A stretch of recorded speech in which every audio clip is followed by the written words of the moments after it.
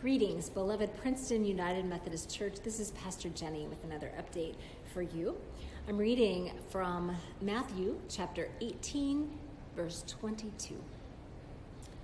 Jesus said to Peter, "Not 7 times, but I tell you, 77 times. This is the word of life. Thanks be to God." Jesus said this to Peter when Peter asked a question about forgiveness. Peter was saying, when somebody in my community sins against me, hurts me, betrays me, makes life difficult for me, annoys me, hurt my feelings, how often, how many times do I have to forgive them? We are going to be talking about forgiveness on Sunday. And as we prepare for that, or maybe you're listening to this later, as you listen to this and think about forgiveness, I invite you to think about, to recall, to listen to the internal voices that are in you. What have you been taught about forgiveness? The helpful things like God is more ready to forgive you than you are to ask for forgiveness.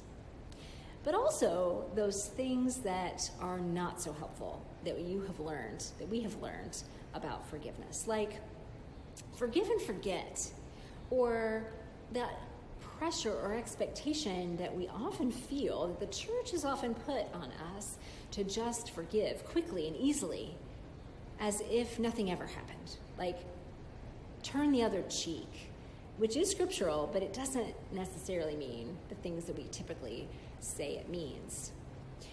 See, I think that forgiveness is one of the most difficult things about practicing our faith as Christians. Forgiveness is one of the most difficult parts about following Jesus. Jesus had a capacity for forgiveness that few of us have, and his teachings about forgiveness are some of the hardest that there are. And I think that there are ways that we struggle mightily with forgiveness in many ways. Some of it is, it's hard for us even to accept our own forgiveness. You know, a crux part of our faith is that we have been forgiven in the life, death, and resurrection of Jesus. That somehow makes me a forgiven person. It's hard to even put those pieces together and make complete sense of that. That's one layer of it being hard. But it's hard for us to believe it, to live it, to experience that, to trust that forgiveness and that grace are there for us all the time. It's also, perhaps equally, they're actually very connected to each other, very difficult for us to forgive. There are some situations it's easy peasy. There are other situations, and I bet all of us can think of one where it feels nearly impossible to forgive. And I think that when the church starts to put pressure on us for that, that's not helpful. It's not good. It's not healthy. It doesn't really bring about forgiveness in the deeper ways that forgiveness is meant to free us from all that binds us. So we're going to talk some about forgiveness, but this is a huge topic, and we're not going to cover it all. But I invite you just to start naming what you have learned about forgiveness from the church, from your parents or family or whoever it is that's taught you about forgiveness, from life, from your own experience. What's been helpful? What's not been helpful? What do you need to unlearn? What do you need to understand better? Where are you feeling a need to be forgiven or to forgive others? And how is that need impacting your life? And even if it's not day to day, how is it impacting your soul, your spirit, to be caught in this place of needing or wanting forgiveness to happen, but not being able to get there? So we're going to dive into this even more on Sunday, but I hope that you will contemplate these things as we prepare. You'll also notice that I'm standing here in this empty sanctuary, and we are getting it ready for our first week of our soft opening through the summer.